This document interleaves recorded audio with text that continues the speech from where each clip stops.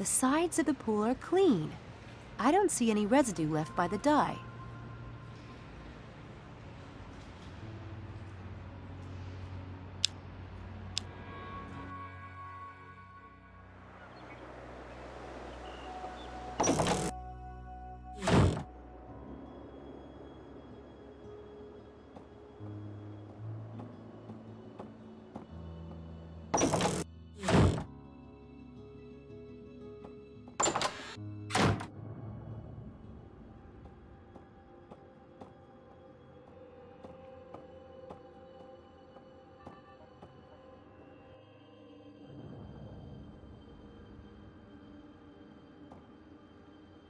Dr. Stiles? Yes? I investigated the incidents at the track and pool. And? Both were obviously staged. There was a whirlwind at the track that was probably created by a helicopter. That got rid of the maintenance guy. Then they painted the track. As for the pool, what the witness saw was this shape or bubble in the pool, and then the water changed color.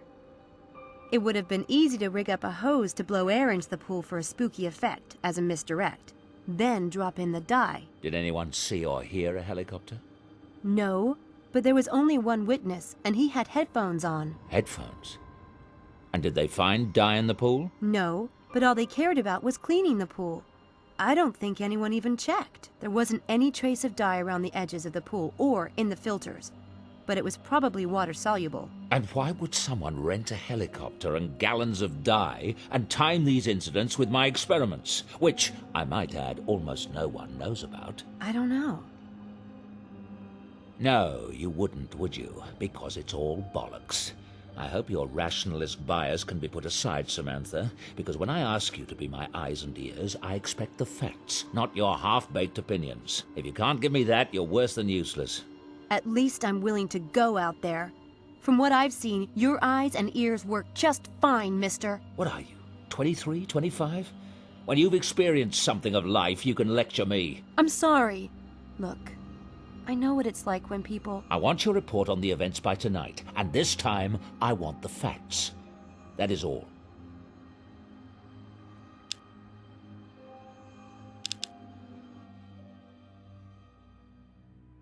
Hi. Wow, everyone looks so serious. I get that way during the full moon. Some people do the werewolf thing, but I do Walter Cronkite. Well, it feels momentous, doesn't it? We're agreed, right? We're going to vote. And we'll all either stay in the experiment or quit. Whatever the group vote decides. One for all and all for one. How do we do it? Should we just raise hands? Silent ballot? Do we need that? Does anyone care?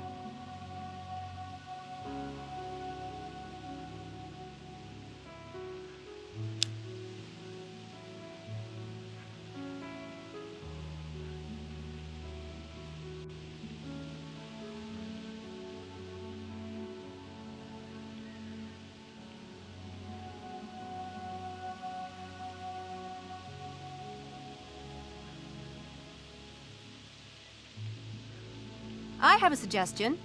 I know a great way to vote that's democratic, but allows for an element of fate. Plus, it assures that the vote can't be split. Do tell. I'll write down everyone's vote and we'll put them in a hat. Charles, can we borrow yours? We'll draw one ballot from the hat, and that will be the final decision. Interesting. It's good. Chances will favor the more popular answer, but it still allows everyone a shot. Like drawing straws. Fate. It allows for fate. I like it. Good. Let's start. Charles, quit the experiment or stay. Quit. Helena? Not that it isn't a barrel of laughs, but quit. I vote quit too. I'm sensing a trend here. I vote stay. Stay. And now, me. I vote stay. Good thing we're relying on fate. Who wants to pick? I'd like to. May I? Go on.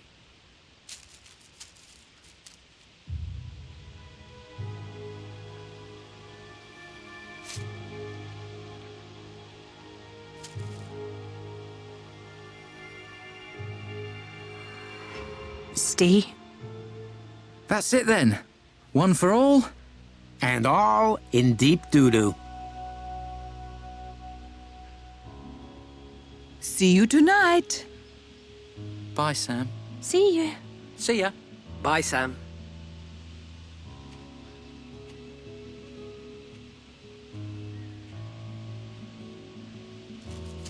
Did you rig that, oh great Sam Eaney?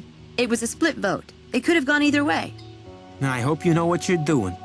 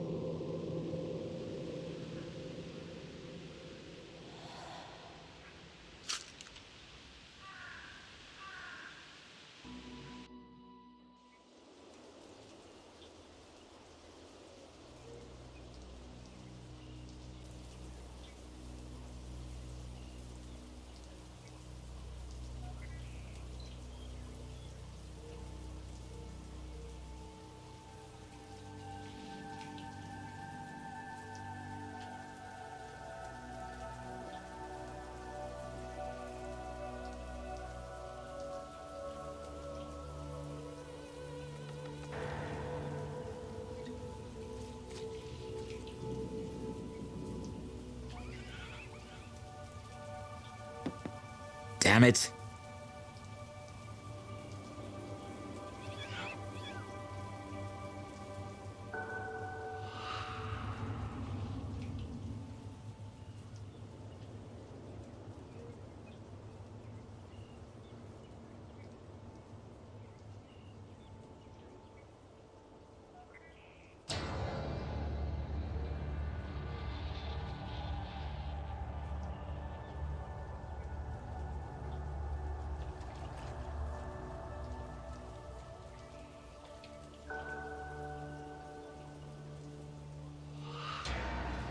Oh, shit. God.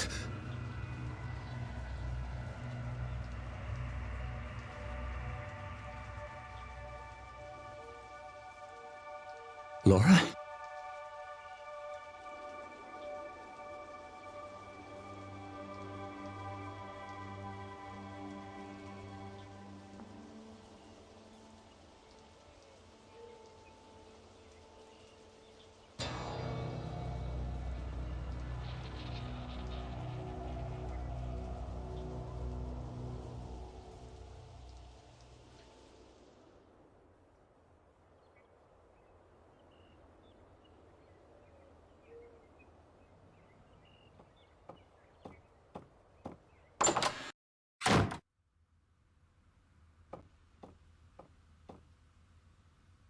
Laura's dress. Could Laura herself have taken it? Now I really am going mad.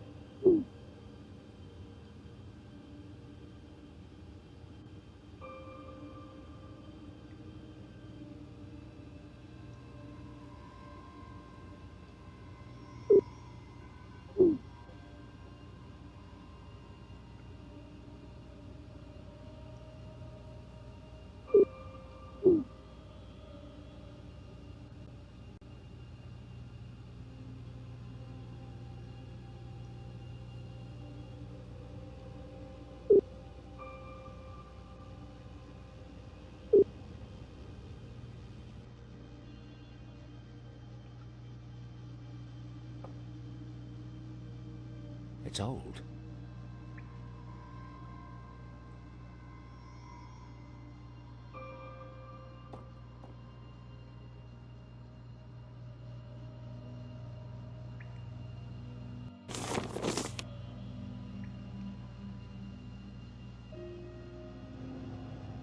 The dialogue generator is set correctly.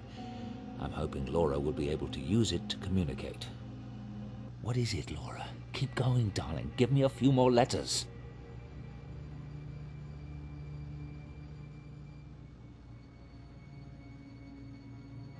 I'm not sure what Laura's trying to say, if that is indeed Laura. The dialogue generator is set correctly. I'm hoping Laura will be able to use it to communicate.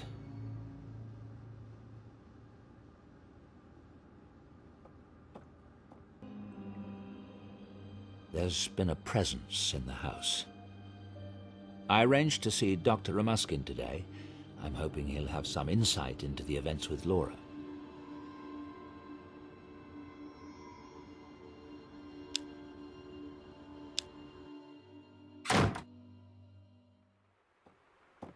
Dr. Styles, it's very good to meet you. Sorry to disturb you. It's an honor. I remember when your Scientific American article came out, my colleagues and I were thrilled to see such open-mindedness in a leading neurobiologist. As you can see, things have deteriorated since then. Please, come inside. On the phone, it sounded important.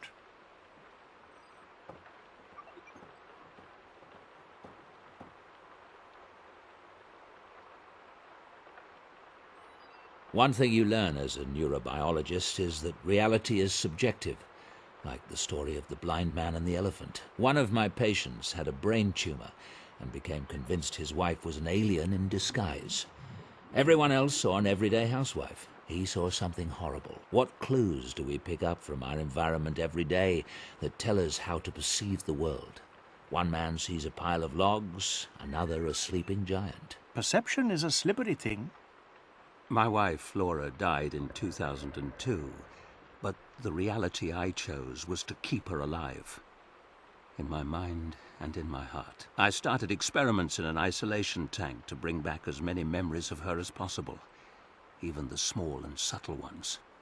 And I didn't give a toss what anyone thought. And now? The thing I didn't foresee was that Laura might actually come back. I've suddenly got quite a chill. Perhaps you'll start from the beginning while I light the fire. No fire, please. Oh, please forgive me. I'll call for some tea. I'm quite anxious to hear what you have to say, Dr. Styles. If you'd start at the beginning, please. It sounds fascinating.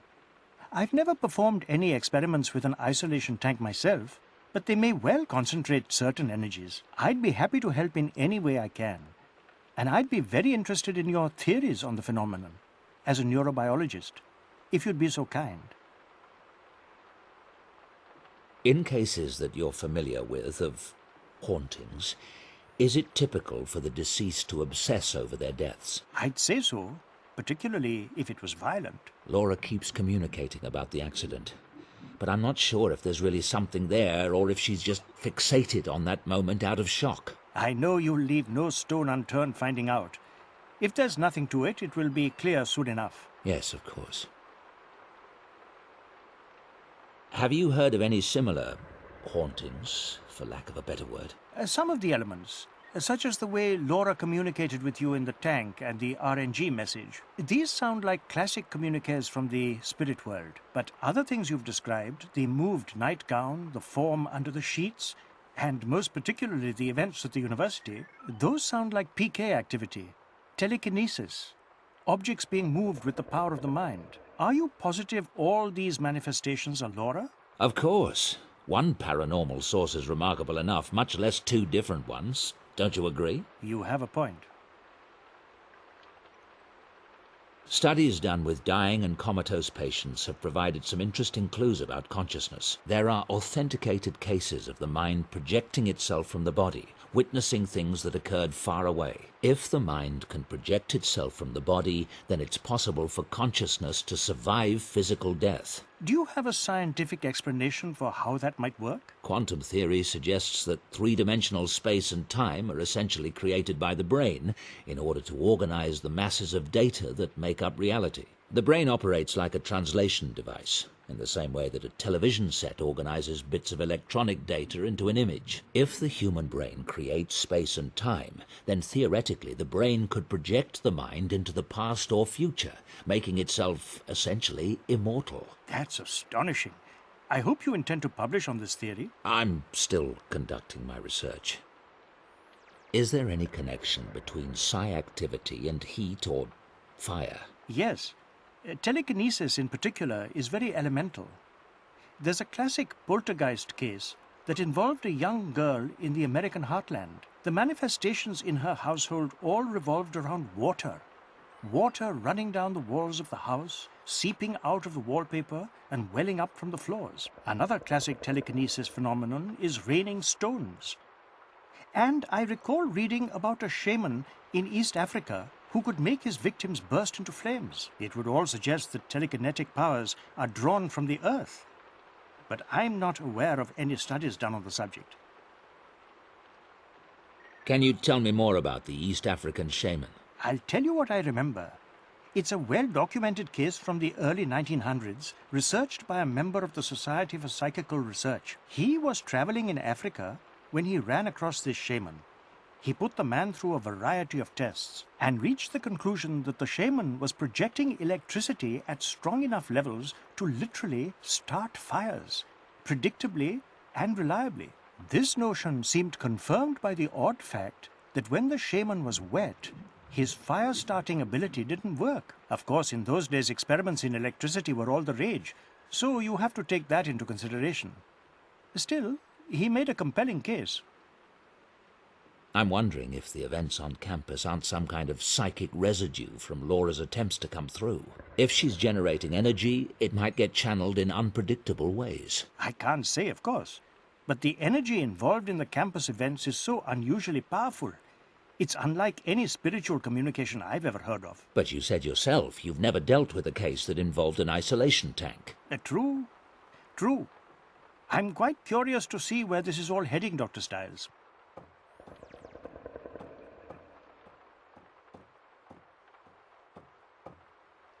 Thank you for your expertise, Doctor. There's one more thing. I was hoping you could give me some advice on how I might help Laura. Help her come through. Dr. Stiles, I'm not sure what you mean by coming through. Earthbound spirits are trapped here because of some unresolved trauma or an inability to accept their own deaths. The goal in such a scenario is to free the spirit so that he or she can move on. Move on? To what? Oblivion? I mean, what if Laura could be brought back? But what body would she inhabit? How could she interact with our world? All religions believe that there is some kind of afterlife and... Yes, thank you, Doctor. I'm afraid it's getting quite late. I must go. I do hope you'll keep in touch. I'd like to know how this develops. Of course. Good day. Goodbye.